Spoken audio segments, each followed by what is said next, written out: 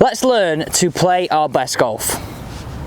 We're going to talk about what these hands have to do in different scenarios to allow you to keep scoring. This is not talked about. We're far too bothered about making pretty swings. We need some actual functional shots and scenarios that keep our score going. Let's get into scenario number 1. Now, before we get into scenario number 1, actually, I remember doing this about 6, 7, well, even probably 8 weeks ago now. A brand new glove. Oh. Now time for a leather glove. We're in, well, what is meant to be summer. If you live in Manchester, you'll soon realise that it's not quite summer. Oh, there's no better feeling. Get in those comments if you love a new glove, and what glove are you guys gaming this year? Oh, what a day, what a Monday morning. Okay, so scenario number 1. I was going to flick it up and pick it up in this glove hand, but I don't think that's actually, that's just not respectable, is it, to a brand new glove? Okay, so this scenario right here, ball above our feet when chipping. Hard shot, right? Really hard shot. Now, most of us, when we're playing this shot, if you come directly down the line here, we'll stand here and potentially stay the same distance when you normally are, leaving yourself open to fats, leaving yourself open to thin shots, and this ball going left. Now, the important thing I want you to get from this, and this is not only for a chip shot above your feet, this goes for any shot that's above your feet, but it's magnified when you have a short iron and lofted club in your hand. There's something called face plane tilt. So put yourself in that scenario where you put your hands low in a bunker. You do that to get the loft pointing back to target because you've opened the face. Now, in this instance, if I keep my hands in a more traditional position, I'm going to make a shot now. This ball is going to exit very left. Okay? You saw that ball go very much off the left of target. So essentially, it's a thing called face plane tilt. My loft is pointing to the left. Now, if we're playing this shot, we need to know how to counteract that and get out of this situation. Par 5, we're here in 3. We want to get up and down and save our par for 3 points. So, think of these tips today as small marginal gains that you can make with just actually knowing how to set up to it, knowing how these hands move and how they execute. Also, with this ball being above our feet, our hands are going to want to get a bit more active, so we need to counteract all these things. So, number 1, let's get closer to it. Let's grip down on the steel and aim a little bit out to the right of target. I'm limiting that face plane tilt because I have moved closer to the golf ball and got the toe up a little bit like this. Got that toe into the ground. So now aiming a little bit right, feeling as though I make sort of a putting motion, anticipating that ball's going to come out left. I'm in a far better place to play this shot. So in, lay it a little bit left, anticipate the ball will come out left, and there we go. It's a difficult shot, but one we need to make sure we get right. So the first rules I want you to use here is when that ball's above your feet, you've got to understand it's going to exit left for a right-handed player and going to exit right for a left-handed player. We want to counteract that, getting closer to it, aiming a little bit right, really trying to feel as though your chest is over the golf ball a lot more and controlling that strike. Let's move on to scenario 2. Let's now talk about the downhill chip. This one right here can get away from us so easily. We can also hit this fat and also catch it thin. Now let's talk about club selection to begin with. Place that in the ground.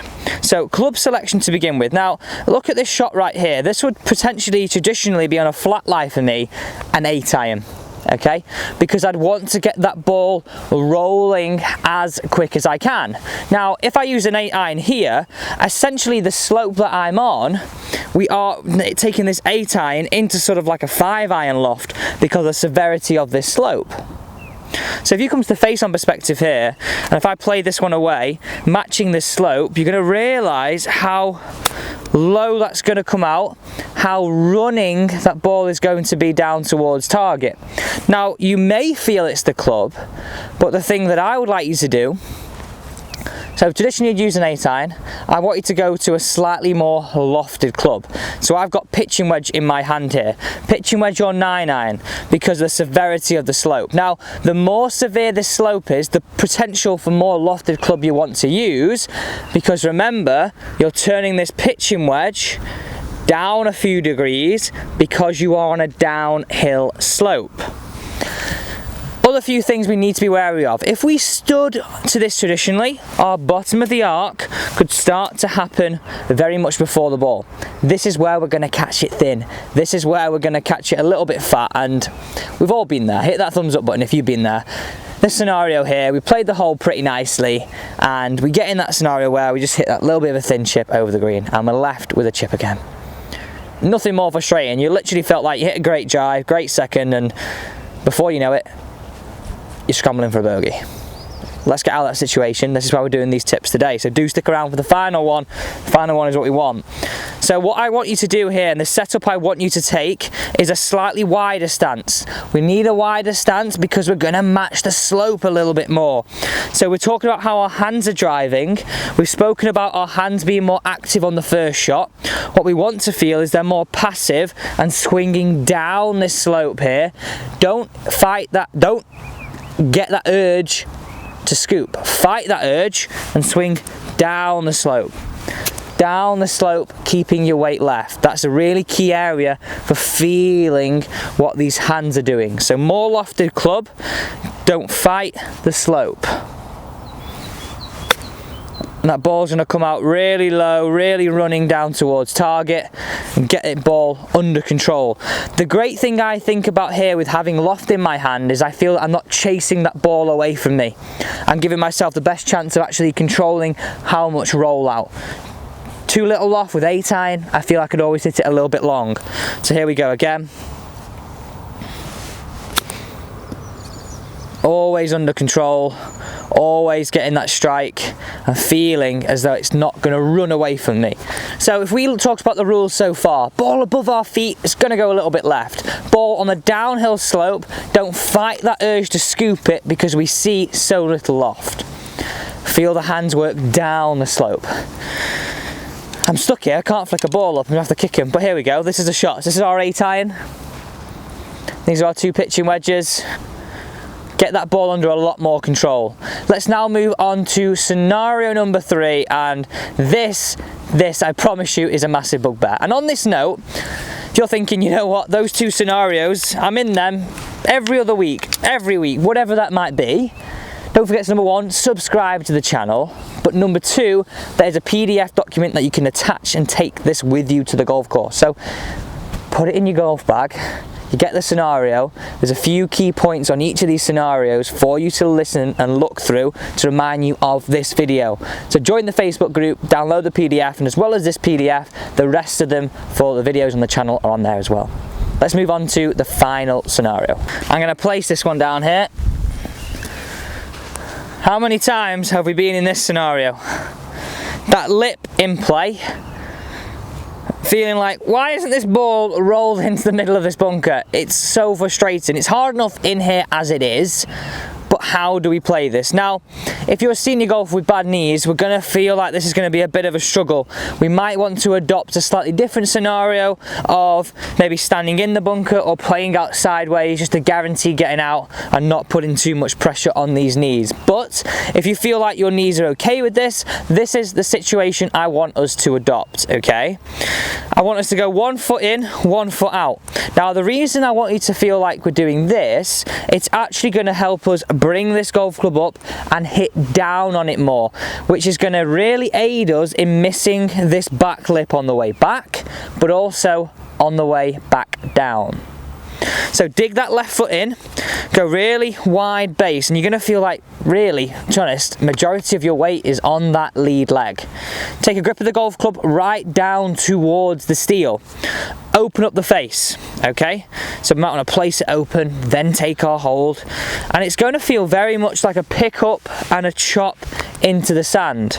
Now, if I did this right here, place this sand on my golf club, it's going to feel like I'm throwing this sand over my shoulder to take this club away. It's not going to feel like low round around here. I'm really tailoring my backswing and my downswing to the shot. If you come to the down the line perspective here, and I make a few practice swings, and we're going to put one of these in slow motion of a hit away here, it's going to look very much, if I grab that sand again, look how it's going to feel very much chop, chop, chop, chop. Legs are staying quiet, it's feeling very much an arms driven movement. We have to use a lot of loft here because we're hitting down the ball more. We want that ball to get up as best we can. I mean, I couldn't have made this any harder for myself with the lip being in there.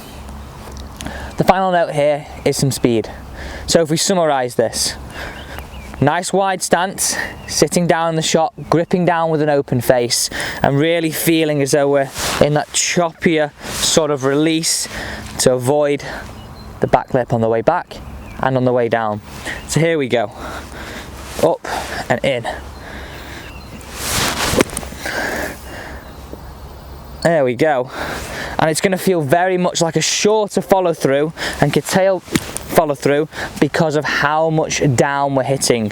So if we go back to what these hands are doing, this is what we're talking about today in all these scenarios. It's going to feel like the wrists are getting a little bit more involved, a little bit more cupping of that lead wrist and chopping down into the sand. Very, very key elements. It's not working like a traditional bunker shot this way. It's going to feel very much more this way into the sand. So let's play one again. When you play these, you do these well, your playing partners love them, so make sure you follow these points to get it right. So in, chop. Not so good. In and chop. So 2 out of 3 on the green. Now, as I said before, it is an extremely, extremely hard shot. So don't be too hard on yourself if you don't hit one quite as good. But you know what? See how I did that then? Look at those 2 shots. You'd be more than happy with getting 2 or 3 of these out onto the green and giving yourself a chance to get it up and down. So there we go. The 3 scenarios for today.